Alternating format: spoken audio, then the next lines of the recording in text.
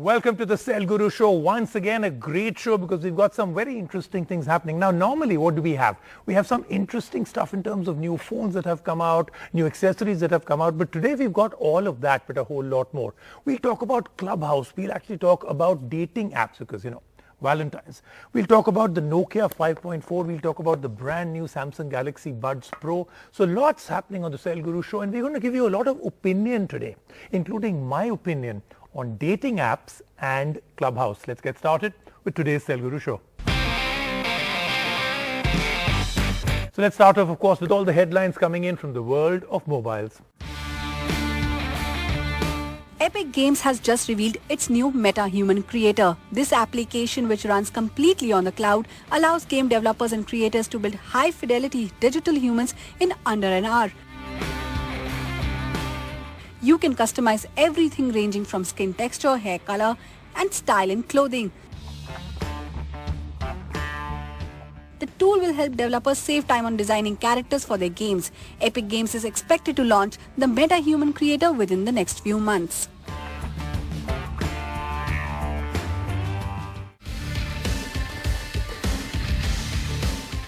In a strange yet pleasant turn of events, leaks coming out of the OnePlus factory suggest that the upcoming OnePlus 9 series will continue to have a charger inside the box. This defies the 2021 trend of eliminating the power adapter from the box. The rumor mill also suggests that the OnePlus has remained committed to providing great battery life, and the new devices will feature a 4500 mAh cell. The new devices are also rumored to support 65-watt fast charging as well as 45-watt wireless charging. So our top story today, I've told you lots and lots of things happening, but our top story today is the Nokia 5.4. Now Nokia again kind of taking it easy in the last few months and not having too many releases and no huge big releases. Now they've got the Nokia 5.4 in the 5 series, the 4th iteration. Now the interesting thing in this is that it's a big screen. It's got a fantastic amount of stuff in terms of what they've done with the screen, movie watching, video, and all of that is a very, very big deal. Battery life a little low, 4000 mAh, but everything else really seems to be quite good. Very well built. Nokia as always does a great job with how the phone feels in your hand. Tank solid. A nice overall structure at the back in terms of what they've done with it. A nice circle where the inset of the cameras and everything else is. So overall it's great, but then once again the 2 or 3 things pop out that I always have as questions. Are they pricing it right? Does it have enough at that price point in that category to actually come up with the competition and sometimes beat them with a particular feature? That and a whole lot more will be answered in our review.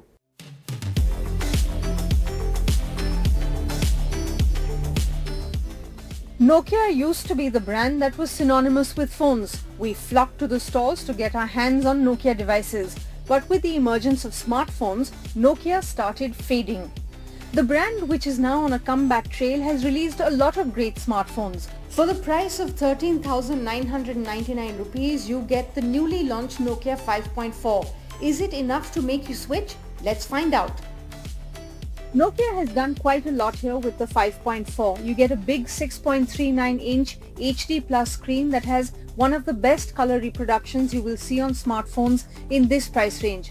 The only drawback with this screen is that it is not full HD, but that is a compromise that you can afford to make.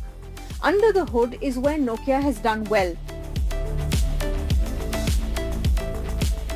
This phone runs on a Snapdragon 662 processor, and with 4 GB of RAM, you will never complain about performance issues. Everyday tasks, web browsing, or even gaming, the Nokia 5.4 breezed through it all.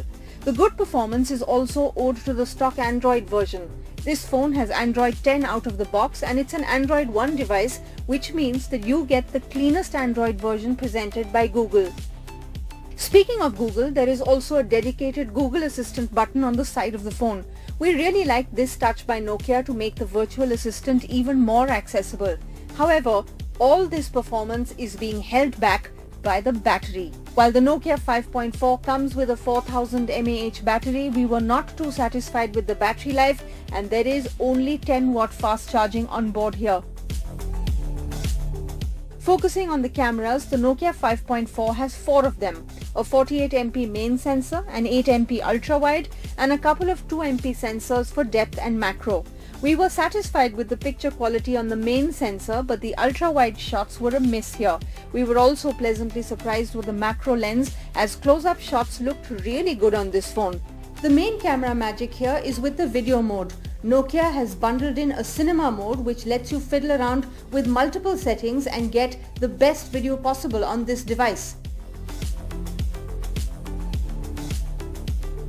It comes with a 48 megapixel quad cam with cinema effects and also spatial audio to capture your world beautifully in motion.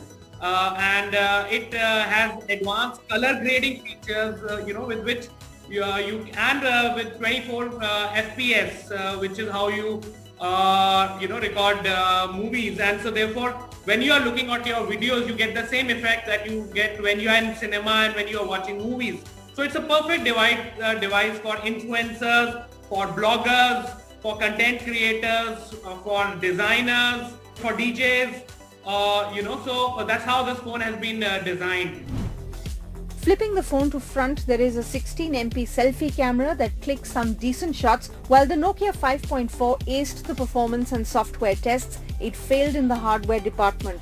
It does feel good in the hand and weighs about 181 grams, but the phone is a big fingerprint magnet. The glossy back can be slippery at times and it is not the most well-built phone. Even the fingerprint sensor on the rear is not very snappy. It takes a while for the phone to unlock once you scan your fingerprint. Despite all the issues, the Nokia 5.4 is still a good smartphone. If you want a clean Android version and a good software experience but don't mind the hardware issues, at 13,999 rupees, the Nokia 5.4 is the phone for you.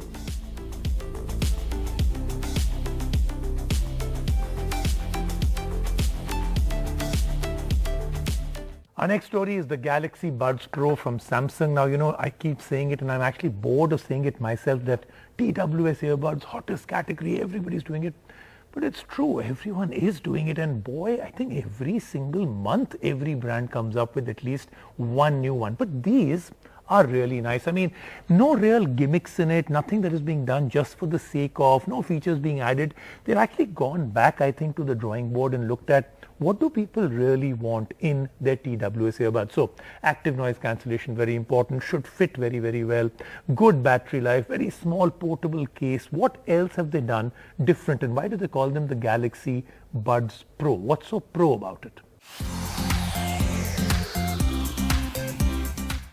The true wireless earphone market has exploded over the last year. To capitalize on this growth, Samsung is following up the Galaxy Buds Live with yet another model. The Galaxy Buds Pro follow a more traditional in-ear styling but pair it with active noise cancellation. But is that enough to counter the ample competition, and is the Pro moniker justified?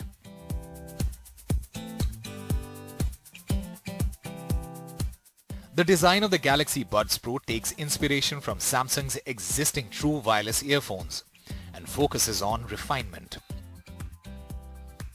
The first thing you'll notice is the case. The pebble-like case with rounded edges easily slips into the pocket and offers wireless as well as USB-C charging. Inside, the earbuds themselves will easily fit most ears. Samsung has done a good job here with the quality of plastics, though the glossy material is prone to catching fingerprints. We got the violet color for review and we loved it. No, these are not an AirPods Pro lookalike, and you won't get dangling stalks from the side. Instead, the flat surface on the side of the earphones double as touch-sensitive controls and can be tapped to play, pause or skip tracks. We can also adjust these controls using the accompanying app. Switching over to the most important aspect, audio quality. Samsung cuts through the crowd here with its dual drivers that include an 11mm woofer and 6.5mm tweeter. The two speakers combine to offer a more well-rounded sound with punchy bass and vocals that cut through the mix. To elevate the bass further, you can use the dedicated equalizer in the app. These are not audiophile earphones, but you will be very pleased with the sound here. Additionally, you can use the Buds Pro as mono earphones for calls. On that note, 3 microphones ensure that voice calls sound very natural here. Next up is noise cancellation. The Buds Pro is a league ahead of the Buds Live due to the form factor and do a good job at taming ambient sound. However, if the feature is a priority, both Sony WF-1000XM3 and the Apple AirPods Pro do a better job here. Finally, with an IPX7 rating, you can even take these for a run in the rain if you feel like it. The Galaxy Buds Pro also includes a few Samsung specific features like 3D audio and automatic switching between devices. The former is one of those features you just have to try for yourself to see if you like it or not. We did not. Automatic switching, however, works very well provided you are entrenched in the Samsung ecosystem of hardware. The one area where the Galaxy Buds Pro suffers is battery life. 5 hours with active noise cancellation isn't bad, but it is a far cry from the 11 hours offered by the Galaxy Buds Plus. Overall priced at Rs 15,990, the Galaxy Buds Pro is a competitive pair of true wireless earphones. They might not be the most affordable option in the market, but if you are in the Samsung hardware ecosystem, the Buds Pro would be the perfect friend for your phone.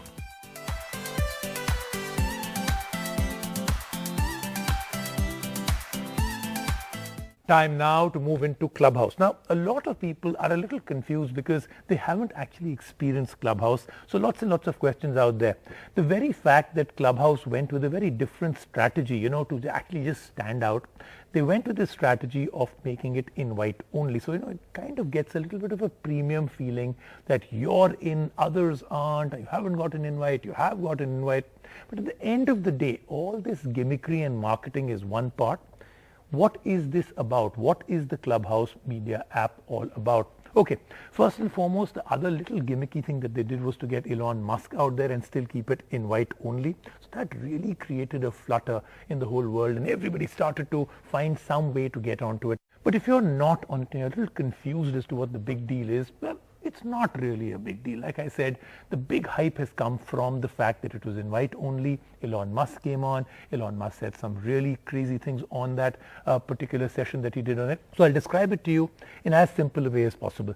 Think of it as a podcast but happening live in a room with maybe just you or other participants, and people can come in and listen. That's pretty much it. Now, here's my thought process, and I could be completely wrong and get a lot of egg on my face.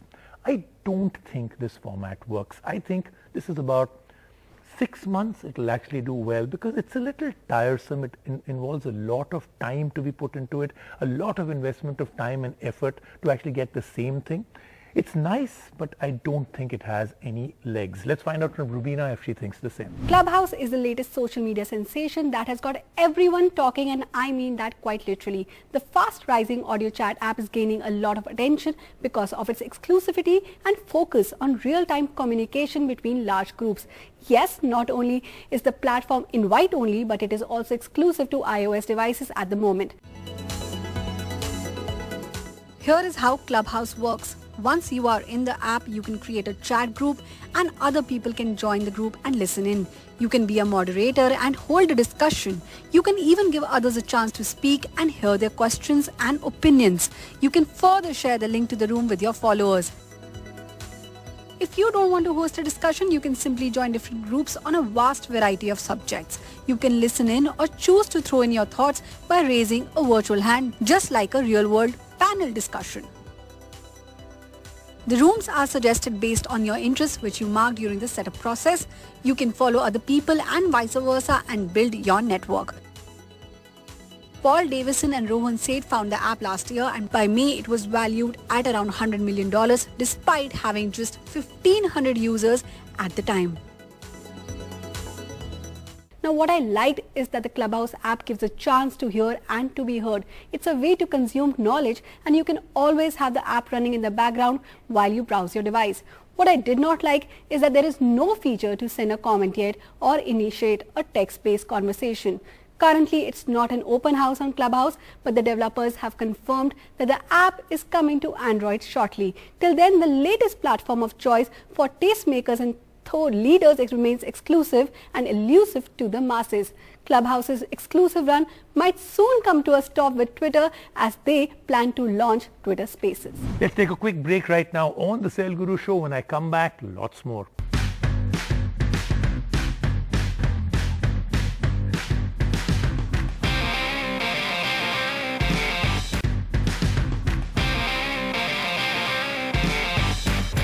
Now let's move on to dating apps. I'm going to give you my opinion, but the story we are doing is very dramatically different. So on the Cell Guru team, we have some people that are single. You'll be surprised to know that.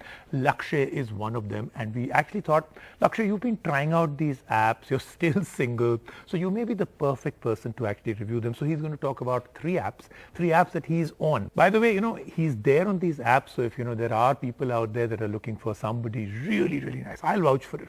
Lakshay Kumar is the full name. Now, Lakshay is going to review them, but I've asked him to do it a little differently. He's going to talk about the apps, but most people know how these apps work, right? I've asked him to actually give me a little bit of his own experiences. I mean, remember, like I said, he's been trying it for 3 years. He's still single. Why is that? Hi everyone, I'm Lakshay Kumar, and it's that time of the year again. It's Valentine's. But for us singles, Valentine's can be a tough time. And it got even more tougher last year due to the pandemic.